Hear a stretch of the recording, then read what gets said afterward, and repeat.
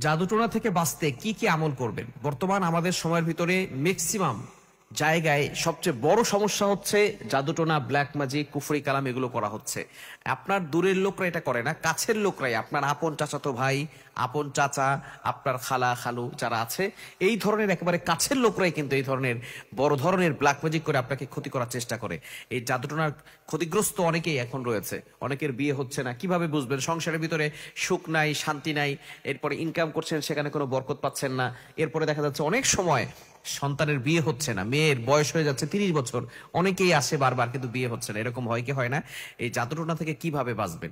আবার দেখা যাচ্ছে অনেক সময় অসুস্থতা লেগেই থাকে, একের পর এক অসুস্থতা। একবার মা অসুস্থ হয়, একবার ছেলে অসুস্থ হয়, একবার বাবা অসুস্থ হয়ে যায়। এই বারবার আপনি টাকা ইনকাম করতেছেন, সেখানে কোনো বরকত পাচ্ছেন না। এগুলো হচ্ছে কাছের লোকরাই করে, যাতে করে আপনি আপনার লাইফে ডেভেলপ করতে না পারেন, আপনার লাইফে উন্নতি করতে না পারেন।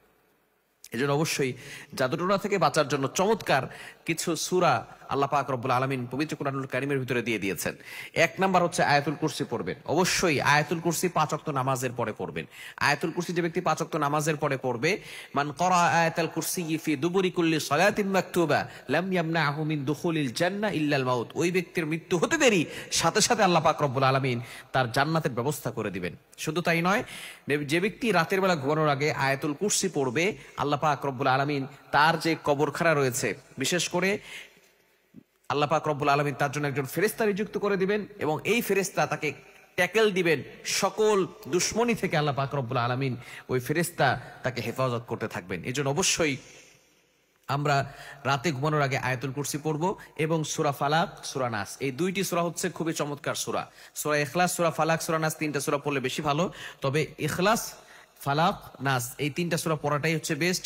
সূরা ফালাক এবং সূরা নাস এমন সময় নাজিল হয়েছিল, নবীজি সাল্লাল্লাহু আলাইহি ওয়াসাল্লামকে ব্ল্যাক ম্যাজিক করা হয়েছিল, জাদুটোনা করা হয়েছিল। নবীজি সাল্লাল্লাহু আলাইহি ওয়াসাল্লামের চুল মুবারক নিয়ে 11টা গিরা দিয়ে তারপরে নবীজি সাল্লাল্লাহু আলাইহি সাল্লামকে অসুস্থ করে ফেলা হয়েছিল। আল্লাহ পাক রব্বুল আলামিন জিবরাইল আলাইহিস সালামের মাধ্যমে জানিয়ে দিয়েছিলেন, এবং এই দুইটি সূরা নাজিল করেছিলেন, সূরা ইখলাস, সূরা ফালাক, সূরা নাস।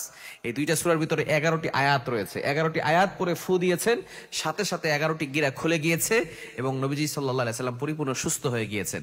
এজন্য এই জাদুটোনা এবং কুফরি কালাম, ব্ল্যাক ম্যাজিক এগুলো থেকে বাঁচার জন্য আপনি 5 ওয়াক্ত নামাজ পড়বেন। 5 ওয়াক্ত নামাজের পরে আয়াতুল কুরসি, সূরা ইখলাস, সূরা ফালাক, সূরা নাস এই তিনটি সূরা পড়ে আপনি বুকে ফু দিবেন, আর হাতে ফু দিয়ে পুরো শরীরকে মাসাজ করে দিবেন, এবং অবশ্যই ঘুমানোর সময় ওযু করে ঘুমাবেন।